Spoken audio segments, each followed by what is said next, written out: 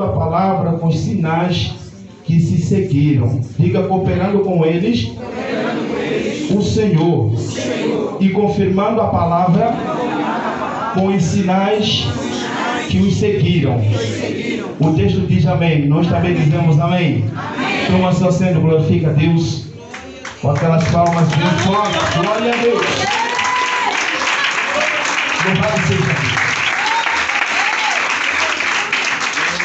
Glória a Deus. Queridos irmãos, nós sabemos que estamos no culto de missões, mas antes de falarmos da palavra do Senhor, primeiro precisamos saber o que é missão. Amém? Primeiro precisamos saber o que é missão. Missão nada é, meus irmãos, a não ser alguém que recebe uma comissão, alguém que recebe uma autoridade, alguém que é enviado com uma mensagem, seja ela do rei, seja ela do governador, para as pessoas que estão longe, para as pessoas que estão distantes. E esta pessoa que caminha com a mensagem até o lugar onde a mensagem é enviada, ele é chamado de missionário. Amém, irmãos? Essa pessoa é chamada de missionário. Então, missão é levar uma mensagem a certas pessoas que estão numa determinada área. Por exemplo, se alguém sai daqui para a África, essa pessoa está fazendo missão. Se alguém sai da África para vir pregar aqui no Brasil, essa pessoa está fazendo missão. Então, missão é você ser enviado para entregar uma mensagem. Missão é você receber esta autoridade de levar a palavra de Deus para as pessoas que a necessitam. Se nós olharmos para a Bíblia Sagrada, temos muitos exemplos de missões. Outras missões que nós podemos ver elas em forma de mistério. Deus não começa apenas no Novo Testamento enviando os discípulos, como nós vimos aqui no Atos, seja no Marcos capítulo 16. Jesus não começa apenas no Marcos capítulo 16. A obra missionária, ela começa desde a fundação do mundo. Quando Deus fez o mundo e todas as coisas na face da terra, quando Deus coloca o Adão no Éden, e a Bíblia fala, meus irmãos, que Adão recebeu a autoridade, que ele podia dar nome aos animais, e a Bíblia fala que Adão tinha que cultivar. Quando se fala cultivar, está se falar de produzir, não produzir apenas alimento, mas descobrir aquilo que Deus havia criado. Deus havia criado árvore. Deus queria que através de Adão descobrisse que esta árvore é uma árvore que tem frutas boas. Essa árvore é boa para se alimentar. Essa árvore pode trazer boas condições na vida de ser humano. Esse trabalho que Adão recebe para cultivar no Jardim de Éden é uma missão. Não só no Jardim de Éden. Nós vamos ver no livro de Gênesis capítulo 5, Gênesis capítulo 6, quando a humanidade começou a se multiplicar na face da terra, a iniquidade também começou a aumentar na face da terra. Deus aparece e chama Noé e diz: Noé, faça uma arca, porque eu vou destruir o mundo com dilúvio. Faça a arca, tu e a tua família vão escapar. Ou seja, Noé, ele recebe uma mensagem. Noé, ele recebe uma comissão. Noé começa a construir a arca. E a Bíblia fala, depois da arca terminar, Noé entra na arca com a sua família. Deus abre o céu, a chuva cai na face da terra, os ímpios morrem e Noé salva a sua família. Essa também é uma missão. Talvez eu estou aqui no nosso meio pregando para alguém que está aqui no nosso meio. Talvez o seu filho está nas drogas. Talvez estou a pregar para alguém que está aqui no nosso meio. Você está aqui, mas seu marido não está aqui, não é crente ainda. Talvez estou aqui pregando para alguém que está aqui no nosso meio, que seu filho, a sua esposa, seu esposo não é crente. Você pode ser missionário. Dá glória a Deus.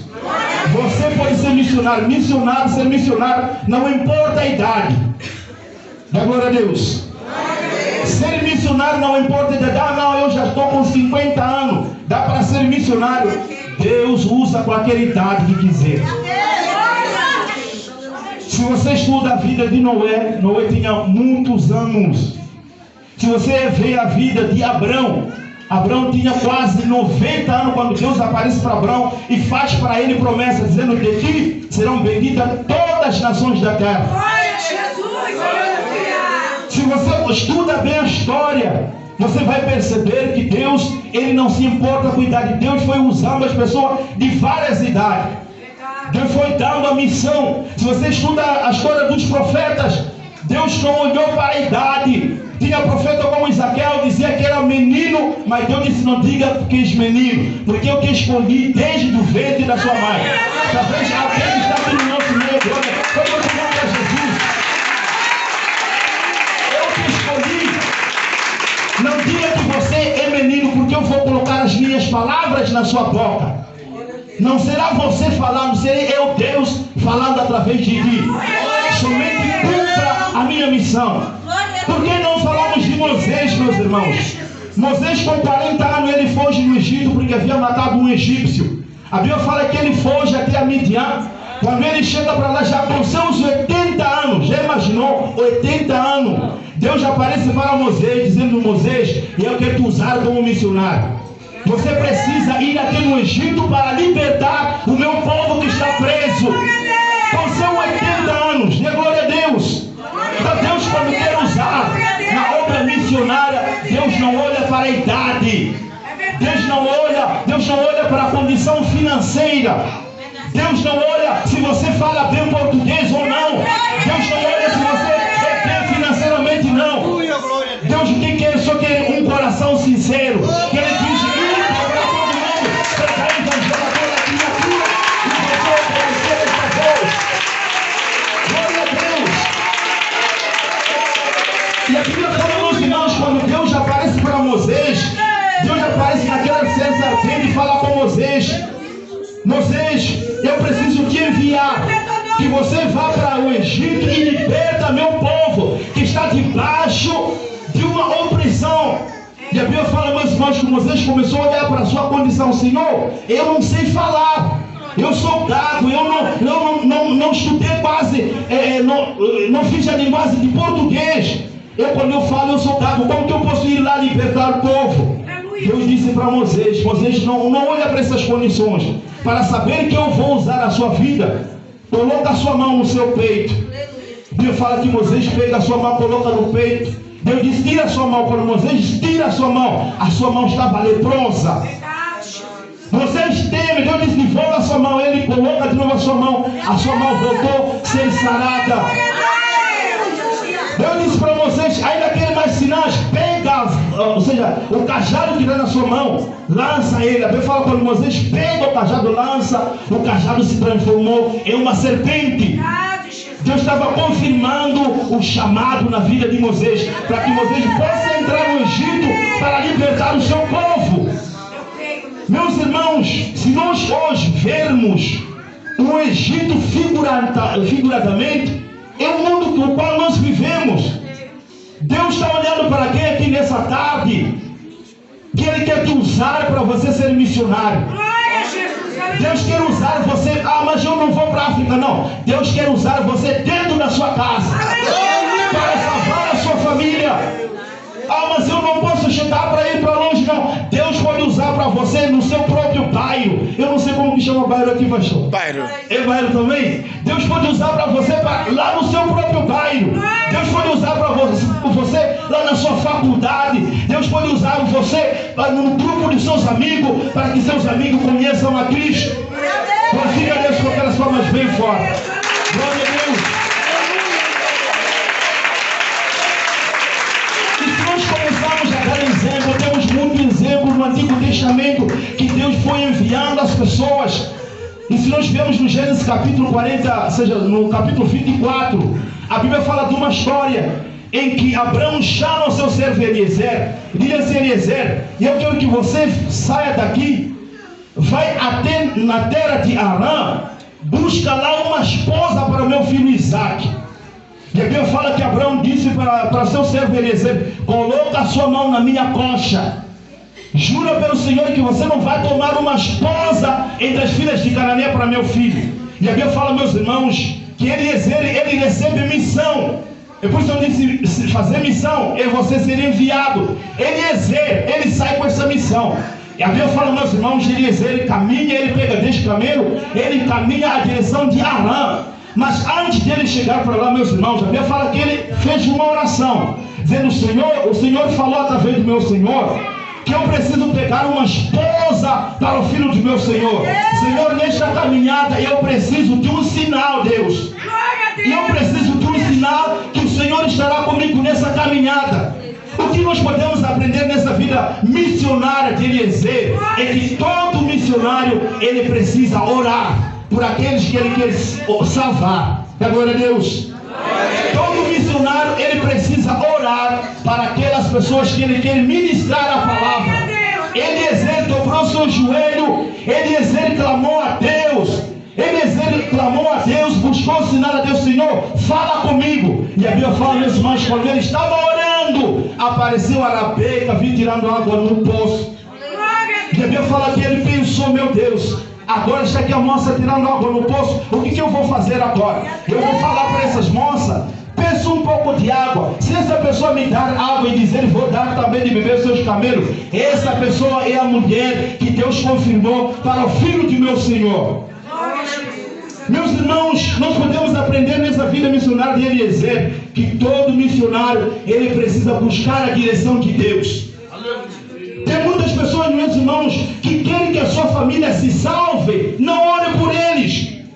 Tem pessoas que querem que o Brasil seja salvo, o Brasil seja de Jesus, mas não ora pelo Brasil.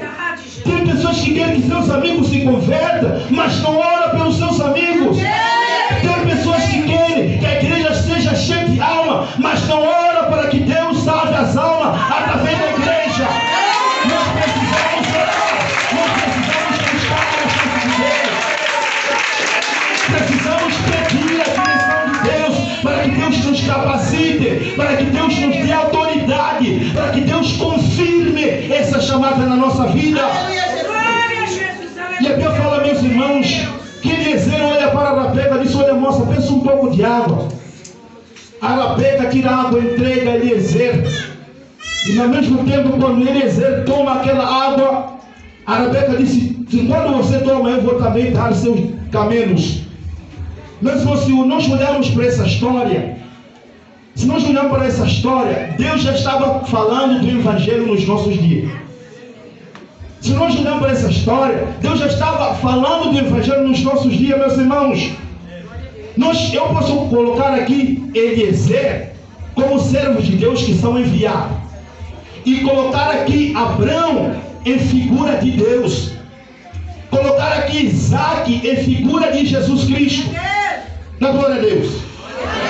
Talvez você possa se escandalizar, mas não se escandalize. A igreja é a noiva do Cordeiro. A igreja é a esposa de Cristo.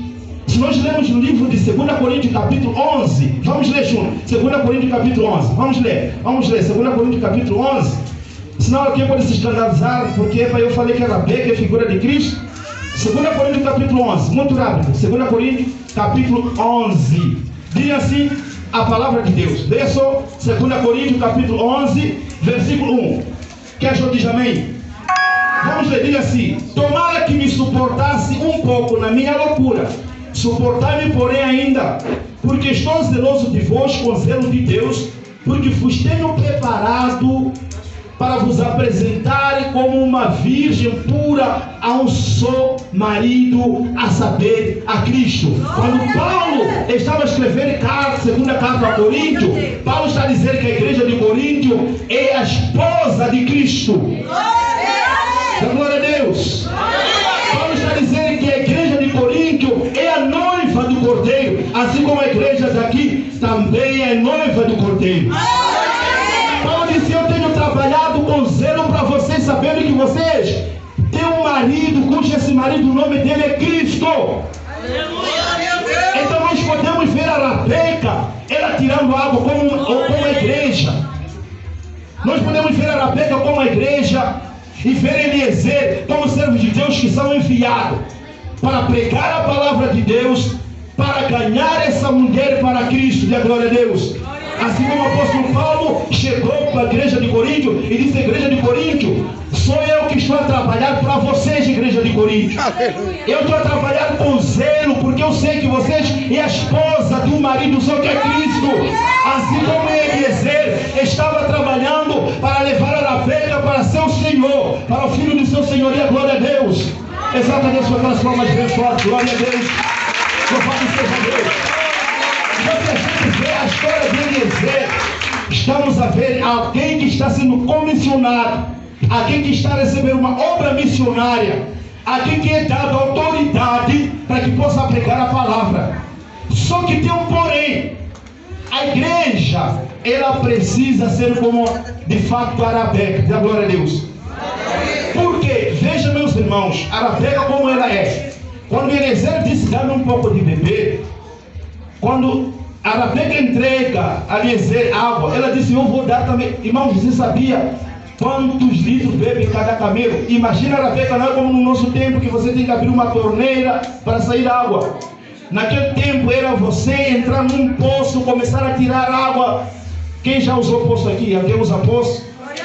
Você já imaginou a Rabeca, o trabalho que ela teve? Deus estava querendo nos revelar, meus irmãos, que a igreja que será salva, a igreja que é noiva do Cordeiro, ela trabalha. Não é uma igreja que fica dormindo, meus irmãos. A igreja que está disposta a ir ao campo trabalhar. A igreja que não tem preguiça. A Rabeca, meus irmãos, deu de beber é Eliezer. Mesmo assim deu de beber também os 10 camelos do servo do Senhor. Da glória a Deus. Deus estava nos mostrar que a igreja não é uma igreja que fica fraquinha. Ah, não, preguiça, um pouco de água ali. Não, a igreja precisa trabalhar. Se fosse naquele momento a Rabeca fosse como outras pessoas, como se fossem outras moças, eu digo: não, vai estragar as minhas unhas, eu não vou sofrer aqui tirando água, eu nem conheço, ele é um estrangeiro. Mas a Rabeca, meus irmãos, para a confirmação de Deus, ela deu de beber o servo de Deus, por cima deu de beber os seus 10 camelos. A igreja precisa trabalhar. A noiva de Cristo, ela trabalha, meus irmãos. A igreja precisa ir ao campo. Porque aqui dentro, meus irmãos, é muito fácil a gente estar aqui bonito, de terno, gravata, estarmos aqui glorificando a Deus. Só Deus sabe a nossa vida lá fora. A igreja precisa ir lá fora no campo para dar bom testemunho lá fora. Dê glória a Deus. A igreja precisa sair ao campo, porque a igreja não é somente aqui dentro. Igreja é ganhar almas lá fora. Igreja é ganhar as pessoas lá fora.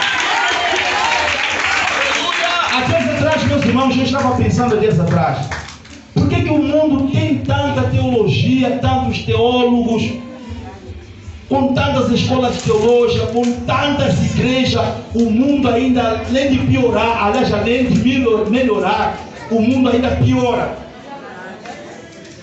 Porque com tantas igrejas, o mundo, além de melhorar, o mundo está piorando.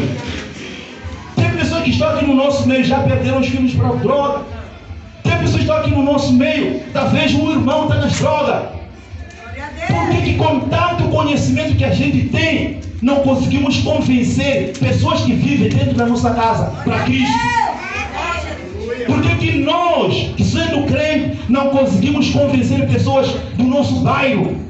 Eu vou dar um exemplo de um missionário que mudou uma cidade. Apóstolo Paulo, na sua segunda viagem, foi para Éfeso. Você lê no livro de Atos, capítulo 17. A Bíblia fala na cidade de Éfeso. Era uma cidade que tinha a deusa Diana. E lá tinha uma fábrica que faziam as imagens, vendiam, faziam muito lucro. A Bíblia fala que quando o apóstolo Paulo chega na cidade, ele se incomodou por ver a cidade entregue à idolatria. A Bíblia fala: um homem só, o apóstolo Paulo, levantou, começou a pregar a palavra de Deus. Começou a pregar a palavra de Deus no Éfeso. Depois de um ano, todo o Éfeso havia se curvado debaixo de Jesus. Todo o Éfeso havia se convertido. A Bíblia fala, meus irmãos, aquelas pessoas que tinham seus livros de magia, iam na igreja entregar os seus livros de magia para serem queimados, porque o poder de Deus havia chegado no Éfeso através de um homem. Através de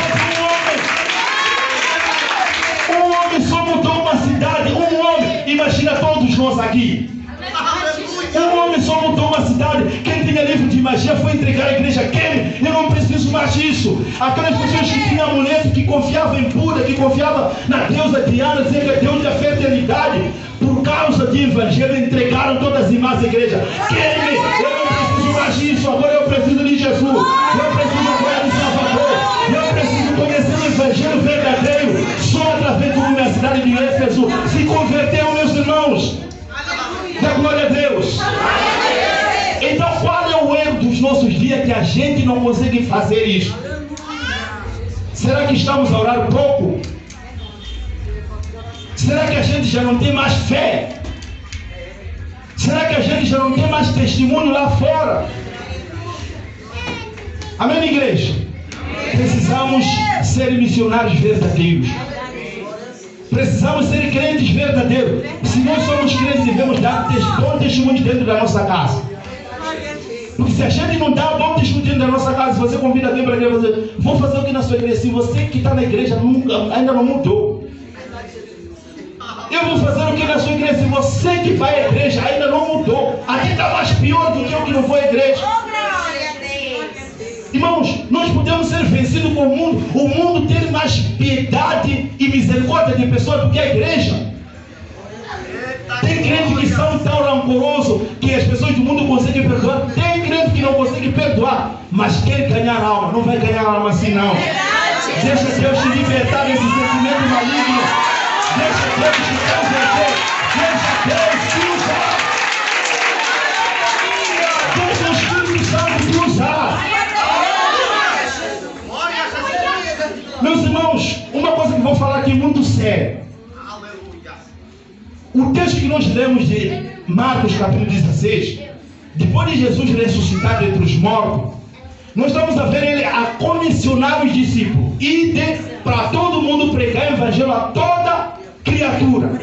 Aquele que crer e for batizado será salvo, quem não crer será condenado. E Jesus disse: esses sinais seguirão aqueles que crerem em meu nome. Em meu nome expulsarão demônios. Em meu nome falarão novas línguas. Em meu nome pisarão na serpente. E Jesus disse: beber alguma coisa mortífera, nenhum dano algum vos fará. Sabe por que Jesus vai dizer isso? Porque nós lemos no Atos capítulo 1, antes de Jesus subir para o céu, quem estava com Jesus naquele momento, ele disse: Senhor, é nesse momento que o Senhor vai restaurar Israel. E Jesus diz assim: não vos pertence saber os tempos que o próprio Deus estabeleceu para o seu próprio poder. Mas recebereis a virtude do Espírito Santo, sereis as minhas testemunhas, começando em Jerusalém, Samaria, até os confins da terra. Espera um pouco. Essa virtude que Jesus fala, Jesus estava falando do Espírito Santo. E o Espírito Santo, meus irmãos, tem pessoas que não consideram o Espírito Santo. O Espírito Santo é uma força, ou seja, é um poder que vocês não imaginam. O Espírito Santo é Deus. O que ressuscitou Jesus Cristo dos mortos é o Espírito Santo. Agora vem agora. Se o poder que ressuscitou Jesus Cristo dos mortos está dentro de você. Escuta bem, irmão, pensa bem. O poder, estou a falar, o poder que ressuscitou Jesus dos mortos. O poder que ressuscitou a Jesus dos mortos veio no dia de Pentecostes. Também fala, compreende-se no dia de Pentecostes, eis que estavam todos reunidos no mesmo lugar. De repente veio no céu um vento veemente impetuoso, encheu toda a casa onde eles estavam sentados, e todos foram cheios. E o Espírito Santo começou a falar em outras línguas, conforme o Espírito Santo de Deus concedeu que falasse. Imaginemos que o Espírito Santo, imaginemos se esse poder que ressuscitou Jesus dos mortos veio habitar dentro de nós. Porque Jesus disse no livro de João capítulo 15: eu rogarei ao Pai, Ele vos enviará outro Consolador que estará com vocês para sempre. O Espírito Santo de Deus está na nossa vida para sempre. Dê glória a Deus. E se esse poder que ressuscitou a Jesus dos mortos está na nossa vida, nós não podemos transformar o Brasil? Responda para mim. Se esse poder que ressuscitou Jesus dos mortos está na nossa vida, nós não podemos transformar o Brasil? Nós não podemos mudar a nossa vida?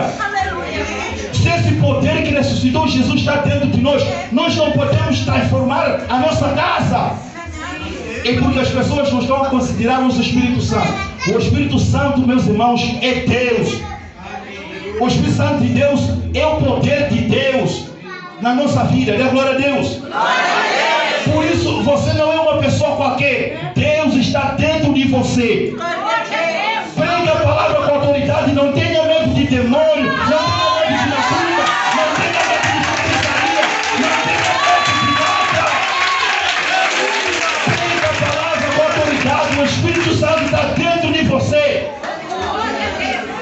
Deus está dentro de você. Você tem essa autoridade. Essa autoridade que eu tenho exemplo aqui de Paulo, que chegou em Éfeso e se converteu. O poder que estava na vida de Paulo está dentro de você. Só que é assim, meus irmãos, quando você ainda não sabe, você continua cego. É isso que o diabo quer. O diabo quer que você não sabe que você tem poder. Porque se o diabo sabe que você sabe que não tem poder, aí você vai permanecer no jeito que você está. Quem foi no inferno, quem se converteu, não se converteu, você não está nem aí. O diabo quer que você nem saiba que você tem esse poder. Mas eu vim nessa tarde, em nome de Jesus, dizer para você: desperta. O Espírito Santo está dentro de você. Você pode transformar seu bairro. Você pode transformar a sua vida. Você pode transformar a sua casa. Você pode transformar a faculdade onde você estuda. Você pode fazer muito mais do que você imagina. Glorifica a Deus por transformar a igreja.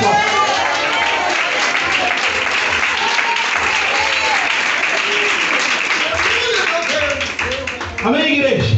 Amém. Esse poder está em nós, meus irmãos. E Paulo chega a falar isso no livro de Romanos, capítulo 8, versículo 14, não me falha. Fala: porque vocês não receberam o espírito de temor. Amém? Vocês não receberam o espírito de quê? De temor, de medo. Vocês não receberam esse espírito. Vocês receberam o espírito de ousadia. Vocês receberam o espírito de autoridade. Esse espírito está dentro de você. Vocês receberam esse poder. É por Jesus disse: ide pregar o evangelho.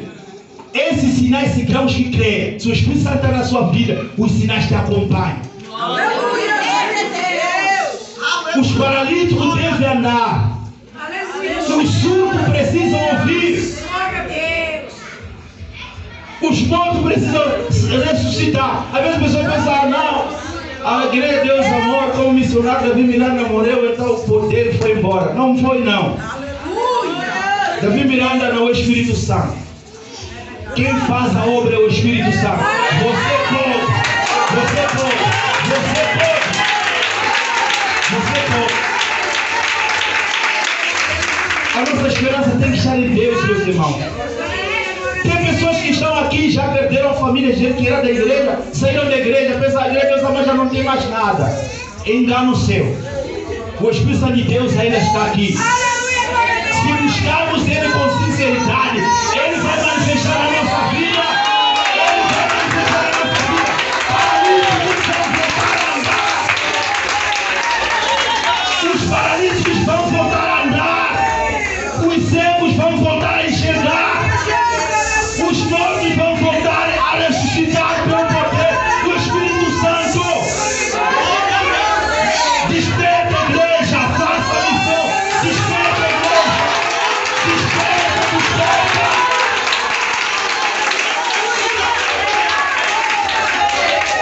Desperta, igreja.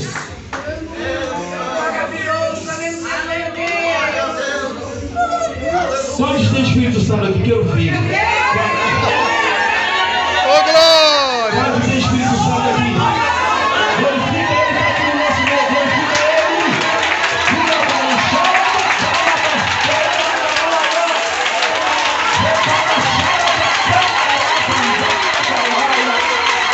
Aleluia!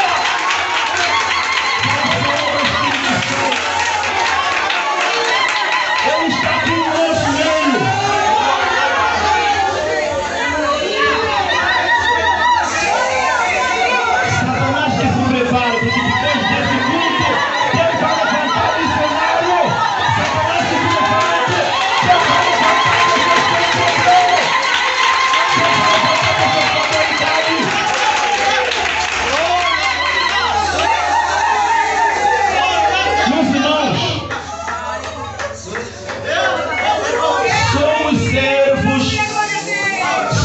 servos daquele que fez os céus e a terra. Somos servos daquele que fez os céus e a terra. Fala isso, diga: eu sou servo do Deus Todo-Poderoso, Criador dos céus e da terra, governador de todas as coisas. Diga: isso que eu sou. A glória a Deus. Exalta Ele, exalta Ele.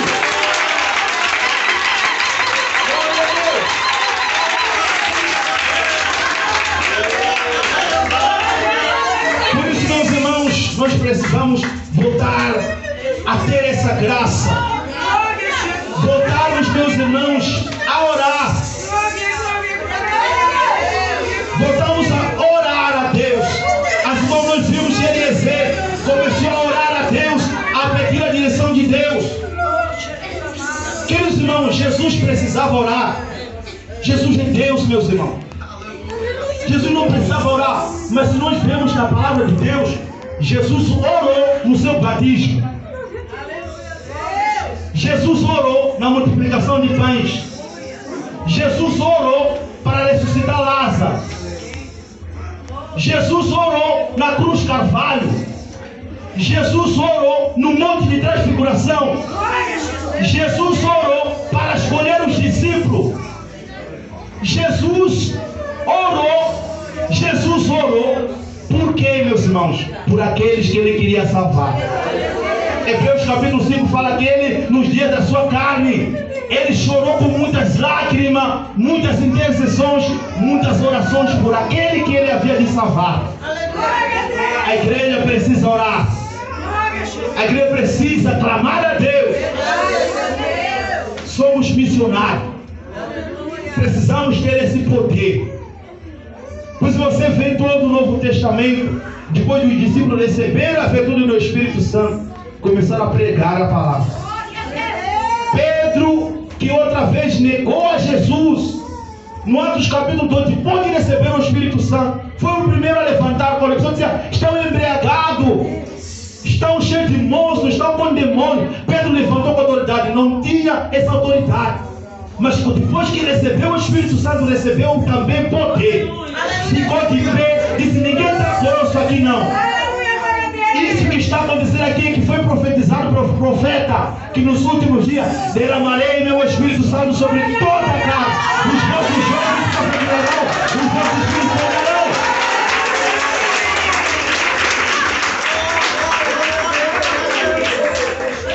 Atos capítulo 7, se você vê Estevão, depois de Estevão estar cheio do Espírito Santo, pregou quase todo o capítulo 7. E na sua morte por cima ele vê o céu aberto e Jesus lá no céu. Filipe, a Bíblia fala, o Espírito Santo leva Filipe, vai até este caminho. Ele encontra um certo homem, lendo a palavra, não compreendendo. Aí o Espírito Santo fala para Filipe: se aproxima deste carro. Filipe se aproxima do carro, ele pergunta: você compreende o que você está lendo? Mas como que vou entender se ninguém me explica? A Bíblia fala, meus irmãos, que Filipe começou a explicar a ele. A Bíblia fala que ele estava lendo um livro que estava escrito que ele foi levado até matadouro, não abriu a sua boca, era como uma ovelha muda. E o eunuco pergunta: de quem o profeta está falando? Será que está falando dele mesmo ou de outra pessoa? E a Bíblia fala, começando por esse texto, Filipe anunciou a ele a Cristo. Quando Filipe apresenta a Cristo ao eunuco, na mesma hora, a palavra de Deus quebrou ele. Ele disse: está aí as águas, o que me impede de batizar? Quero batizar hoje. Ah, não, precisa passar um tempo de ensinamento. Disse: não precisa não, é hoje. A palavra foi forte na minha vida, a minha conversão é hoje. A palavra foi poderosa na minha vida, minha conversão é hoje. Está aí água, o que me impede de batizar? Filipe disse: tu crês de todo o coração, eu vou te batizar. Ele disse: eu creio que Jesus é aquele que foi enviado por Deus para salvar a humanidade. Foi batizar ele, meus irmãos.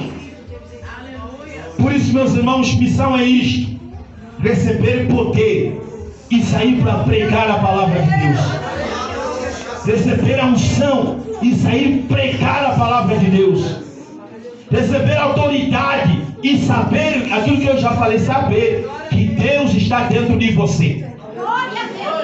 Tem crente que tem medo de macumba, tem crente que tem medo de bruxaria, tem crente que tem medo de um ovo que foi lançado dentro de casa, perde noite, meus irmãos. Macumba não pega em crente cheio do Espírito Santo. Feitiçaria não pega em crente cheio de poder de Deus. Não pega. Não pega. Então primeiro você precisa saber que você foi chamado por Deus.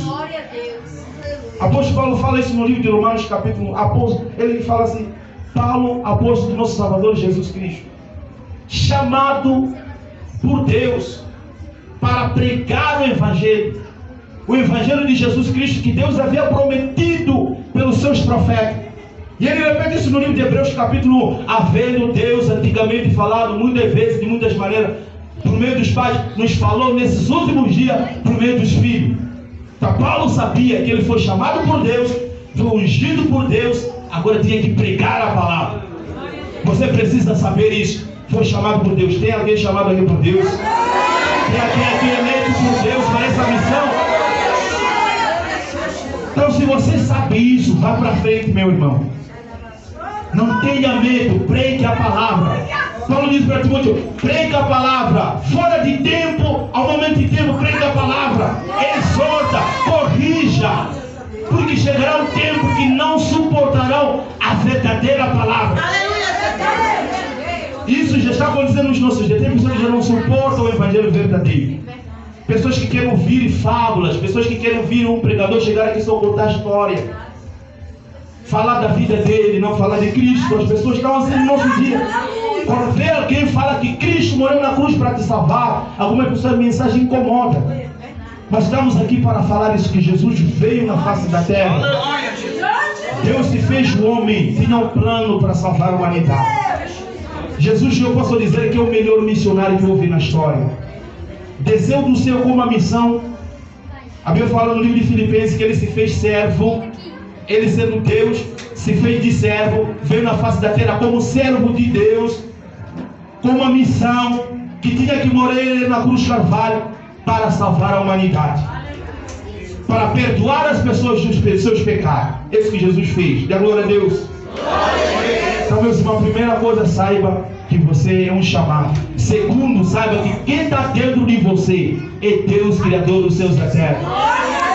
Saiba que o Espírito Santo de Deus, quando está na tua vida, ele te dá autoridade para você pregar com a palavra com poder. Saiba que quando o Espírito Santo entra na sua vida, milagres, maravilhas acontecem. Dá glória a Deus. Fica de pé, eu quero orar com vocês.